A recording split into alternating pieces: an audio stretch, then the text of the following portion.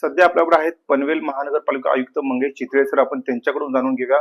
लाडकी बहीण योजना जी आहे सर, आतापर्यंत 61,000 पेक्षा जास्त फॉर्म आपल्याकडे आलेले आहेत. काय सांगा?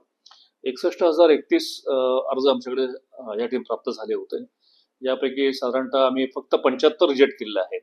बाकी 8,300 जे अर्ज आपल्याकडे आहेत तर ते पार्शली रिजेक्टेड मध्ये आहेत. त्या बाबतीमध्ये ज्या महिलांनी काही त्यांची कागदपत्र सादर करायची राहिली असतील, रहिवाशी पुरावा असेल किंवा डोमिसाईल सर्टिफिकेट असेल किंवा जन्माचा किंवा आधाराचं प्रमाणपत्र जर का असेल तर हे काही थोड्याफार जर का त्रुट्या राहिल्या असतील त्या जर का त्यांनी आणून महानगरपालिकेच्या वॉर्ड ऑफिसमध्ये जर का जमा केल्या तर त्या ठिकाणी त्यांना देखील हा लाभ आम्हाला उपलब्ध करून देता येईल. अप्रॉक्सिमेटली आम्ही 80 ते 85% अर्ज आपण मंजूर केलेले आहेत ते, आणि जास्तीत जास्त महिलांना याचा लाभ देण्याचा आपण प्रयत्न केला आहे.